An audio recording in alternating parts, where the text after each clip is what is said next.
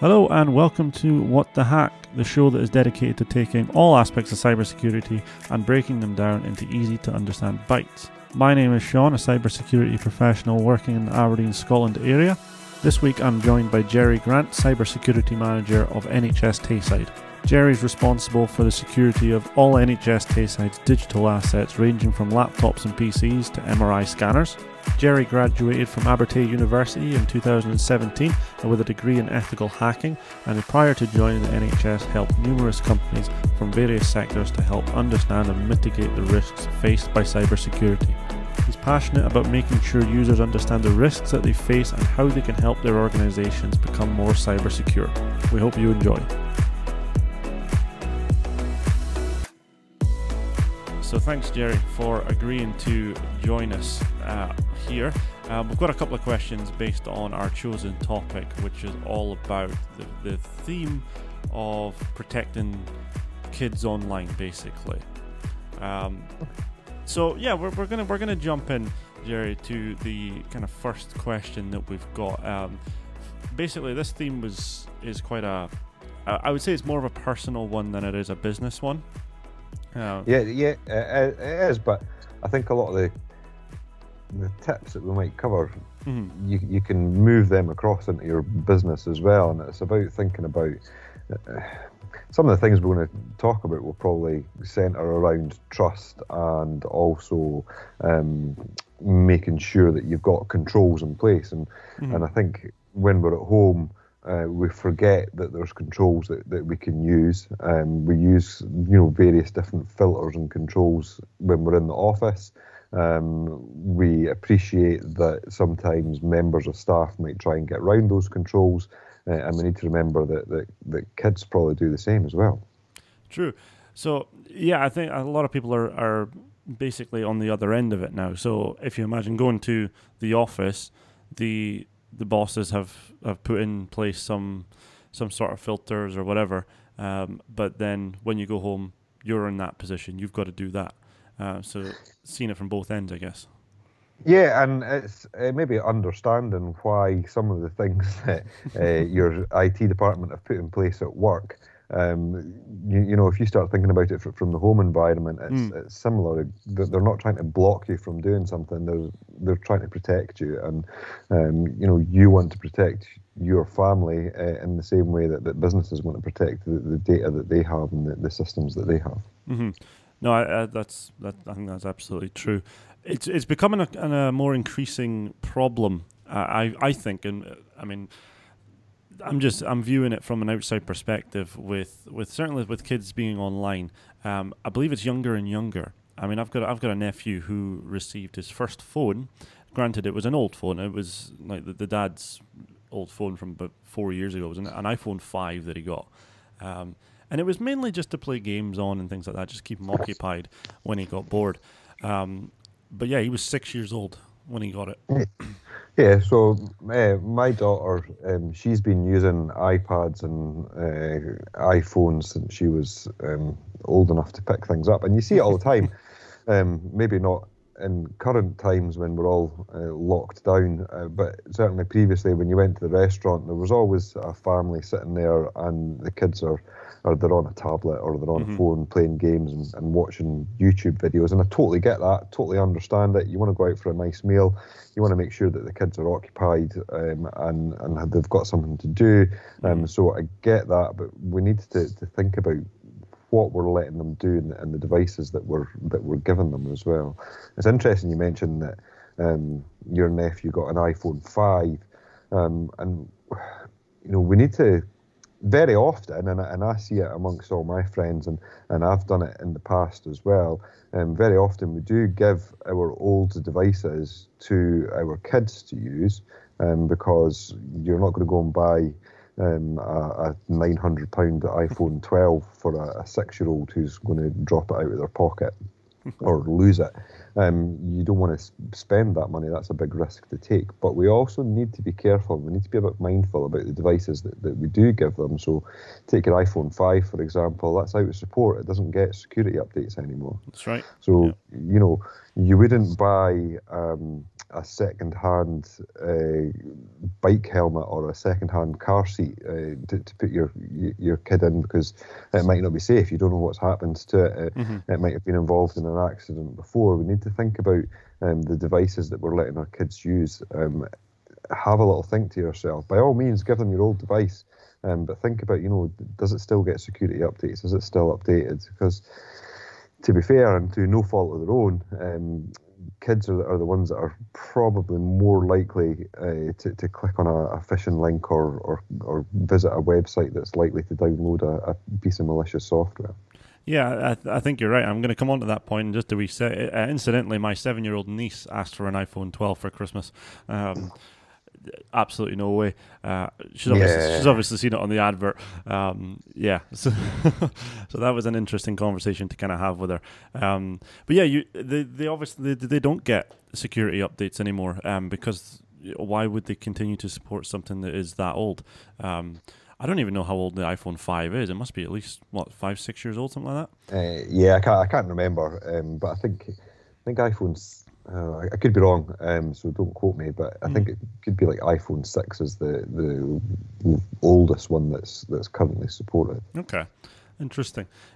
Yeah, but you are right in the respect of they're not supported anymore. So we don't know how much at risk they are if we're giving them to the kids. And like you just pointed out there, kids are probably more likely going to be clicking on links that are malicious. Spam filters are not turned on potentially. There's a lot more risks with the kids, and I there's probably a few reasons for that, but the one that I like to believe is that adults are far more cynical in what they're dealing with. Kids, you know more sensible people than I do. Is that right? Oh dear. So adults are just as likely to click on things like that if they're unaware. Well, it can be, and I think it is. It's about awareness, and I think we've got. I firmly believe there's three different sort of groups of people. There's people like my mum and dad who are a little bit older, and the internet and all these devices are brand new to them. It's something that they didn't have when they were younger. It's something that is a new marvel. It's a new technology, and to a certain extent, they're scared and nervous of it, and they're very careful about things that they do, because they don't want to make a mistake and they don't want to break it. Of course. And then we've got kind of like a middle generation. Maybe I'm showing my age, but yeah, the internet was new when I was young, and it was a new fancy technology, and I spent a bit of time thinking about how it worked and trying to understand, what it was, and maybe doing a little bit of research and becoming aware, because it was something new as I grew up and I've watched it evolve, and we've seen the different types of scams and phishing emails and malicious software, so we're maybe a little bit more tuned into what's happening with it. And then we've got this younger generation. We've got kids of today who this is just normal to them. Yeah. If I wanted to research something at primary school, I had to go to the library and get a book. Nowadays, if my daughter wants to know something, she just Googles it. There are other search engines available. But yeah, she just picks up a device somewhere. She expects it to work. And lots of kids and younger people, they tend to just trust what they see and what they read. Because it's on the internet, it must be, it must be true. How can it not be true? Google told me. Yep. And I think we've got a real responsibility to educate our kids on what the pitfalls are. We've got a real responsibility. When I was at school, computing was all about, this is a spreadsheet and this is a Word document. These are now life skills. That's not computer technology. It's a life skill. In the same way that being able to do mental arithmetic is a life skill and something that we need to know. My teacher used to always say, you need to be able to do your times table. You're not always going to have a calculator in your pocket. And it's like, tell you what, Mrs. Skeety, look what's in my pocket. Yeah. I've got a computer that's more powerful than all the computers that were in my school in my pocket. So we need to teach our kids how to use them and how to use them in a safe manner. Mm-hmm. No, you are absolutely right with that one. It's quite astonishing how rapidly it's shifted. I mean, if we look at even 1969 was when the rocket landed on the moon, and I was told that my laptop was more powerful than all the computers that put that on there. Yeah, and it was your phone's more powerful than the computers that landed on the moon, and even looking in the last 10 years and the mass explosion of social media and Twitter and Facebook, and these are social media sites that kids don't really use. They want to be on Snapchat and Instagram and TikTok. I don't even know what TikTok is. Yeah, it's funny you say that. It is funny you say that. I've dabbled in it just to see what it is, and if I'm honest, it's a controversial opinion, but I think it is absolutely pointless. But you could say the same about all of course you could. It's absolutely pointless. But we as adults and particularly parents, we need to try and understand what these tools are, and it's about having conversations with our children and saying, right, okay, what is TikTok? Can you show me how it works? Can you show me what people do on it, so that you've got a bit more of an understanding of what it is?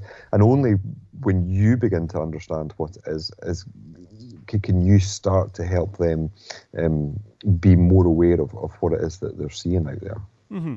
That's true, actually. I mean, you were talking about the three different generations of. I would class myself in the somewhat middle ground. I still remember a time without the internet, and I remember the time where you had to actually plug it in, and then as soon as you unplugged it, it was gone. But then, of course, my parents, the older generation, didn't have this. They had to get to grips with it. My mum is still sort of getting to grips with it, but mainly because she feels like she doesn't need it. And then you've got the younger generation, which I would class as, teenagers and younger, actually teaching the older generation. So we're kind of missed out in the middle. Yeah, but we've had to learn it ourselves. And these teenagers, and, I work in IT, and my daughter shows me things that I didn't know I could do because she's not afraid to push the buttons. Yeah. Yeah. And she makes mistakes, so she learns from those mistakes. So that, that's why they're getting there. But, there was an interesting piece of research done, I think it was at the beginning of the year, that said the people that were the age group most likely to fall for an internet scam or a phishing email were sort of the 18 to 25-year-olds. Okay. Because they trust what's on the internet.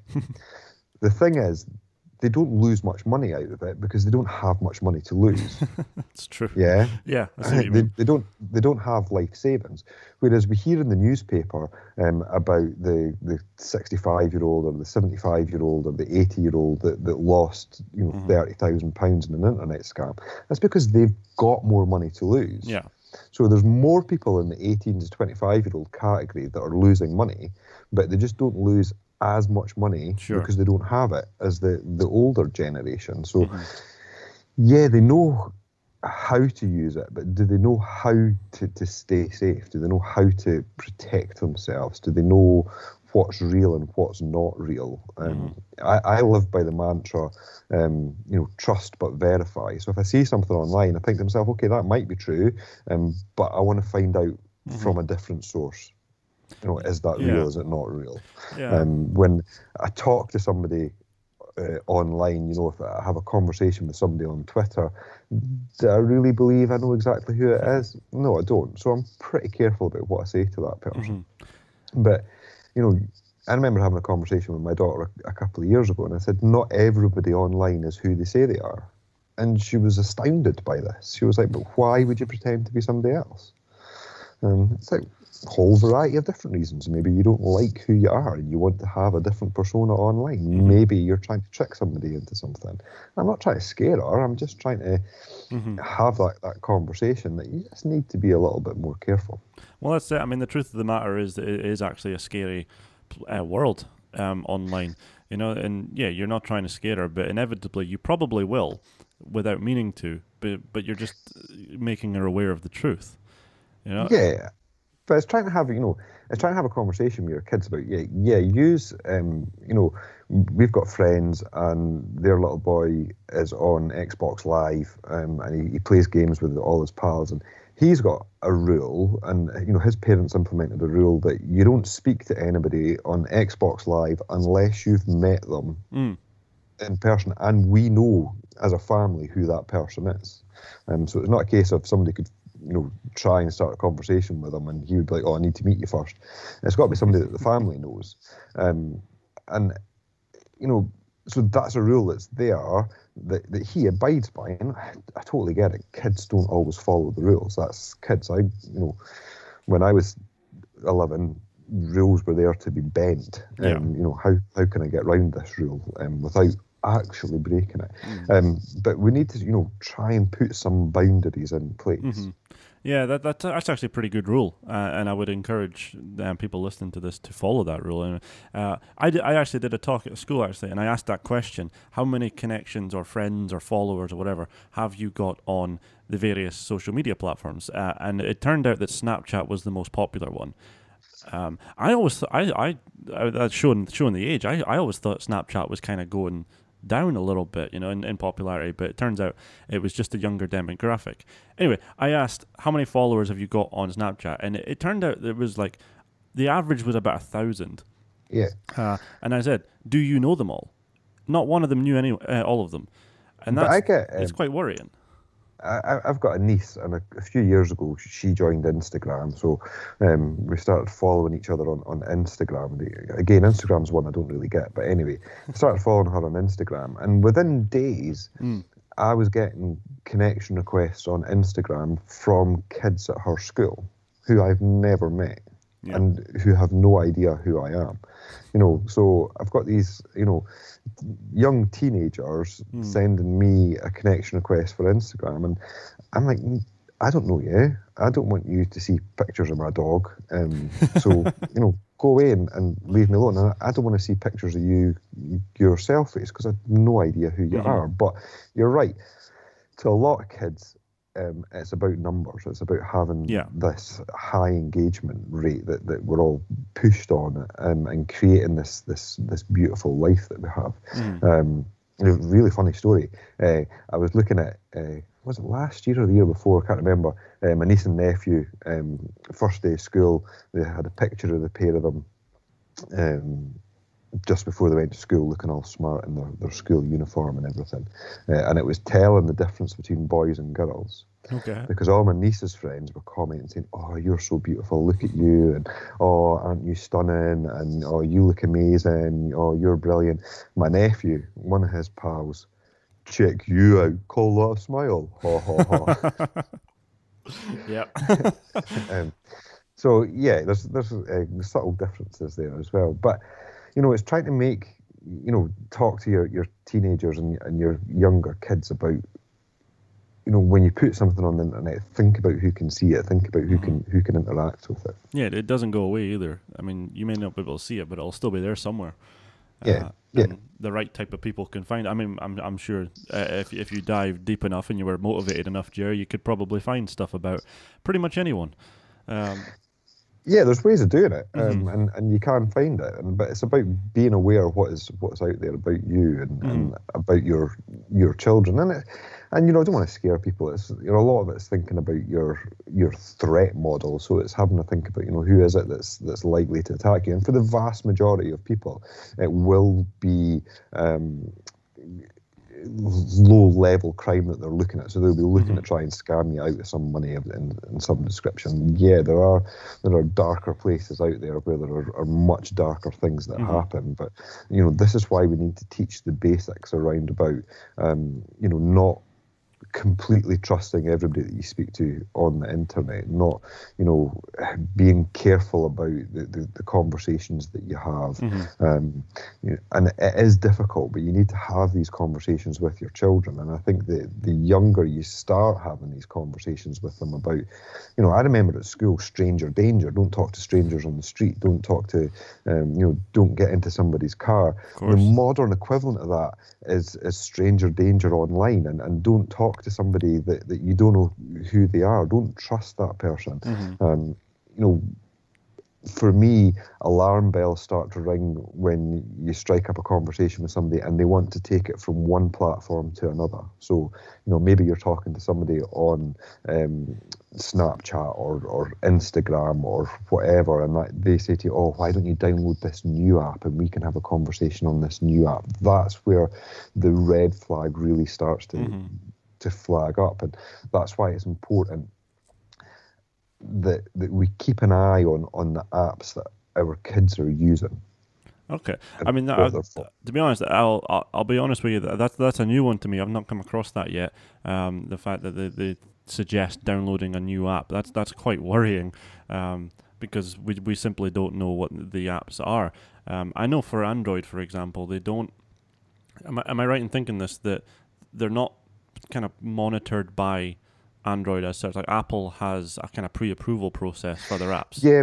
Yeah. So Apple have got pre-approval, and I think Google are getting, or Android is getting better at that. But even at that, it could be a legitimate app that they're asking you to move to, but it's maybe got, it's just trying to move you from one platform to another, because they're trying to build that level of trust with you. Sure. I heard a story recently about a young girl who, she's got some issues, and she is quite a vulnerable youngster. And she struck up a conversation with somebody on an online game. I can't remember which game it was, but she struck up a conversation with somebody who was a little bit older. Said that, this girl said that she was, 16, 17. They were chatting away for a little while, and as they chatted, it would appear that the pair of them had quite a lot of things in common. Both of their dads had died. Things like that. And then this other person said to the young girl, look, we shouldn't be chatting on here, let's go and chat on another app. And the girl said, oh, well, can I, I'll go and ask my mum. And it was like, no, don't speak to your mum about it, we need to keep it just between the two of us. So, these are the flags that come up, and it can be really difficult to monitor these things, but that's why it's important that we keep the conversation going with our children and we talk to them. And yeah, we do need to do a little bit of monitoring. I'm a great believer in that, we shouldn't watch over their shoulders the whole time. We shouldn't, because that just makes them feel under pressure, and it makes them feel like we're spying on them. And we're not, but we just need to have these conversations. We need to check every so often, like, okay, what apps are on that device? What are we doing? Really, I'm not entirely sure about Android, but certainly on iOS, on your Apple devices, you can set up a kids account. And that's something that we should really be doing. Yeah, you need to set up a kids account, and that kids account is linked to, your adult account, your main account. So if your child does try to download a new app onto their iPad or their phone, you get a notification that says, so-and-so wants to download this app. Do you want to allow it or not? Yeah. Okay. So it just puts that little bit of control in place for you. That's quite interesting, actually. I mean, I don't know too much about them, so would it be very difficult for the child to kind of get around that, potentially setting up their own account behind, I don't want to say behind your back, but on the phone? Yeah, they could, but you can put controls in place, on the app that prevents them from doing certain things. You can put time limits on it. You can say that they're not allowed to change certain settings. Okay. You get reports about screen time and all sorts of stuff as well. How long have they actually been on the, on that particular device for? What apps have they been using? But yeah, you're right. Kids will always try and find a way around it. But the more freedom we give them, the less likely they are to try and subvert the rules. It's the same. It's the same at work. The more freedom that you have to browse personal things on the internet, the less likely you are to try and subvert any rules, because you've got a bit of freedom. So something like a kid's account or a child account on iOS, you're still giving them the freedom. They can still go on to the App Store. They can still go and look for apps. They can still download apps. They just need to get that permission from you before they can actually do it. They've got their own password. They don't even need to tell you that password if they don't want to. But you've still got a level of control there. Yeah, that's quite a good idea, actually. It's something that I was unaware of. I personally don't have iOS, and I'm not a child, so I wouldn't have known that. The other, we've answered quite a few of the questions actually throughout the conversation, but another one that's propped up is there's a strong belief amongst, I would say, a certain age group of adults. I would say it's most prominently the ones that don't have kids that's got this viewpoint of the kids that of a certain age shouldn't be online, and we're talking about maybe 6-7-year-olds, maybe even 8 at a certain degree. To give you some context, my oldest nephew, he is 11 now, and he was given a phone, and I asked his parents why, and they said because he goes out and plays with his friends, I don't necessarily know where he is. So it's just the easiest way of keeping in contact with him. So, if we need to get in touch with him, that's fine. But a 6 or 7-year-old doesn't necessarily have that freedom to go out and that far, So is there a place for this technology to be in the lives of 6 or 7-year-olds and younger? If I'm honest, I think there is. Okay. Because it's not going away. And the older they get, the more they're going to use it. So the younger we can teach them how to use it safely and how to respect it, then the better it's going to be in the long term. It's not like, I suppose it's maybe a little bit like drinking alcohol. You're not allowed to do it until you're 18, but you learn as you get a little bit older, and I would say the vast majority of the population were drinking before they were 18. And they made mistakes. They went out, they got really drunk, they were sick, they got in trouble. But there was probably little supervision in that. Yeah, describing the youth there. With that, yep. Yeah. Memories. You look at the French. The French introduce alcohol slowly to their children, and we should do the same with the internet. It's not going away. They're going to end up in a job where they have to use the internet. When they get to school, they're going to have to use these devices. So we need to introduce it to them. We need to show them the benefits of it, and we need to show them how to respect it. And how to use it properly. It is a life skill. It's not something that is a specialised niche anymore. Everybody uses technology, whether you work in McDonald's, whether you work in an office, whether you work in healthcare, and wherever you work, technology touches your life and you will use it at some point. So we need to show people how to use it, how not to be scared of it, and how to respect and understand it. So, I believe that the younger we do it, the more we can teach them as they get older, and we can point out to them the things that look dodgy. We can teach them about things like fake news. And there's loads of tools out there. Websites like Get Safe Online is one of them that's got lots of hints and tips. So it's like getsafeonline.org, I think it is. And it's got sections for different age groups as well. So it's got sections for the younger kids, it's got sections for teenagers, and it's got sections for adults as well, and how to stay safe online. And, we can use these resources and we can use these tools to help teach. And I think schools have got a bit of a part to play in it as well, and that they need to teach the kids how to use it and how to be safe online as well. Yeah, I think you're probably right, actually. So I think the worrying part for a lot of people, and they can't see past it, is the fact of they're subjecting kids are being subjective to screens too early, and it's ruining their imagination. But like you say, it's not going away. It's certainly just going to get worse. Well, I say worse. It's going to get more prominent in your life. Yeah, but it can also help spark your imagination, and it can help. It can help you learn new things. Too much screen time. Yeah, okay, too much screen time. My daughter gets really irritating if she's had too much screen time. She gets really grumpy and she gets tired, and you can tell. But it's something that we need to manage. And if you tell them they're not allowed to do it, even when they're 6 or 7, they still go to their friends' houses, for a play date. Yeah. The chances are that they're going to find a way around it in some way. And I remember when I was younger, my nephew, his parents didn't let him have chocolate. Okay. And as soon as their backs were turned, he would stuff his face with chocolate, because it was this taboo. And if we say no screen time, the kids are just going to stuff their face with screen time when they get an opportunity, and you're not going to know what's going on, because they won't want to talk to you about it. So it's about building that trust from an early age, and that, come on, show me what you're doing. Yeah. And you can, the younger you do it, the more you can, try and channel them towards specific things.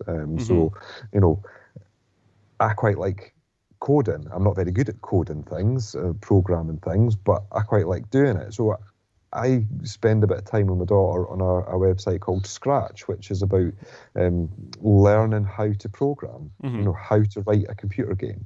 Yeah. And it's aimed at kids, but we sit down together and we do that, and that's something that she enjoys doing. Is she going to be a computer programmer? I totally doubt it. Sure. But it's an interest for her, and she'll say to me, "Can I go and Scratch?" And I'm like, "Yeah, crack on you go." I know you're in a safe environment. I know you know what you're doing.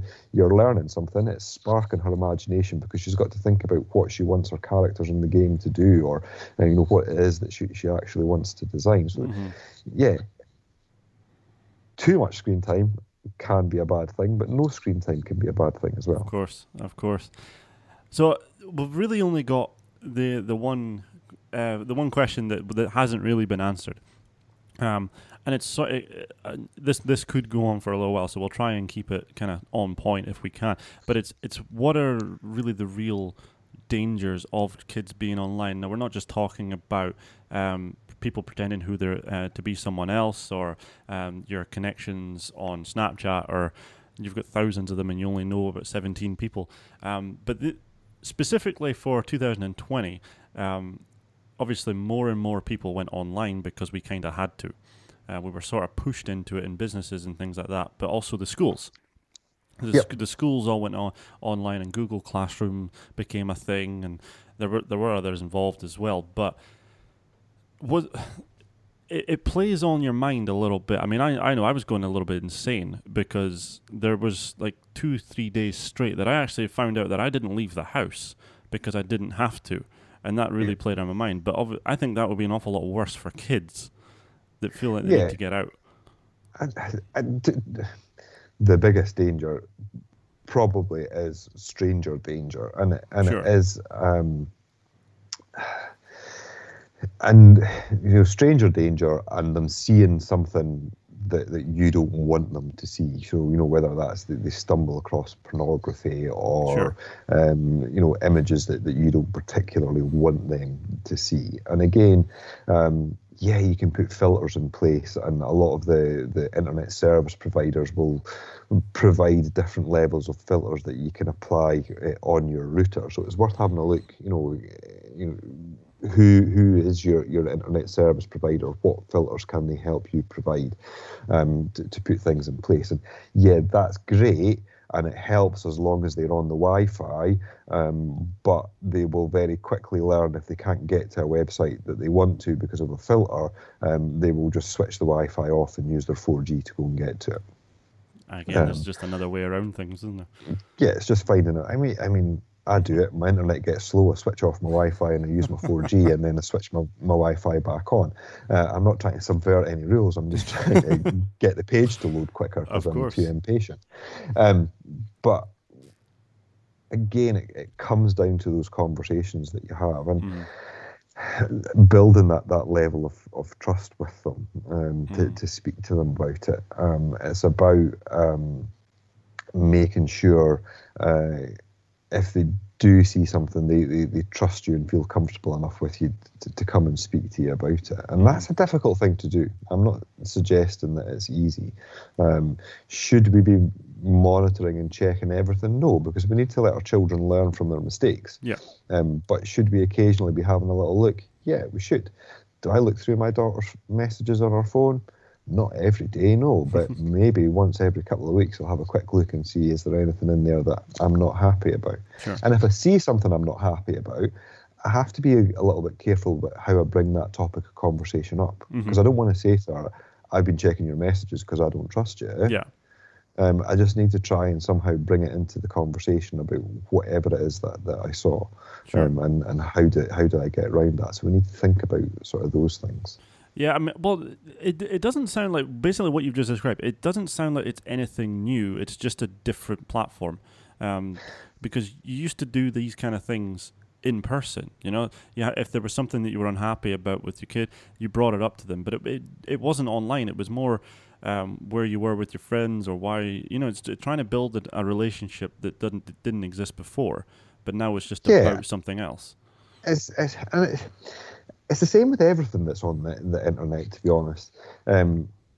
We face the same problems that we have always faced. It's just delivered in a slightly different way. So, exactly. You think about the Nigerian prince scam, where you get an email and I'm a Nigerian prince and I've got £40 million sitting in my bedroom that I need you to look after for a few weeks. We get these emails semi-frequently. But back in the 60s, it used to be a letter that was posted through your door. Yep. Yeah? Yep. It's not a new scam. It's the exact same scam delivered in a different way. And, when I was at school, I was told about stranger danger, and there was adverts on the television about don't speak to people, and, do you want to come and see my puppies, jump in my car, and, that is, big, massive red flag. It's exactly the same things that are happening. It's just they're happening online, and is now global rather than just local. Well, that's the big change, isn't it? Is because I use the term predator for want of a better term. It could be from anywhere, rather than just in your area. And what you need to remember, one of the things that probably has changed with the internet and is different. These predators are not just preying on one child. They are very well practiced at what they do. Yep. And they will be running and having the same conversations with multiple children at the same time. Yeah. So it's not, and it goes the same for romance scams. So, quite a lot of adults, fall victim to romance scams. And again, it's nothing to be embarrassed about if you do fall for one of these things. I understand that people have embarrassment about it, but you shouldn't, because you have been targeted by basically a professional. Yeah. Somebody who has put a lot of work and a lot of effort into this. They have built your trust, and they've used psychological techniques to get inside your head. And they've worked hard to get you to that point, but they've been doing it to multiple people at the same time. Yeah. And it's the same, with more nefarious people. They sit in rooms and they work hard to find their victim, and they work hard to try and groom that victim, and they will be doing it multiple times. And part of the reason that they're good at it is because they do it more than once. It's not, it's not the first time. And that's why, for me, it's really, really important. There's another website, CEOPS, so that's CEOPS, CEOPS, and that's about child exploitation and online protection. It's really important that if you do see any of these things, that you report it to these people. They are professionals. They will do their very best to help you. But the main point is it gives them a bank of evidence, so that when they do catch that person, it's not just for one crime that they will get convicted of. It will be a whole parcel of them.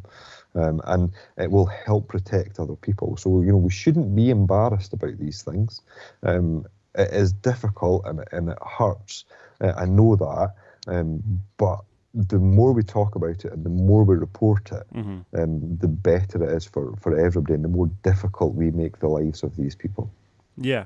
I suppose the tricky part is if one scam goes down, then another one fires up the exact same minute. So we're always going to be chasing it, I guess, to try and do that. But I suppose it's just about awareness at the end of the day.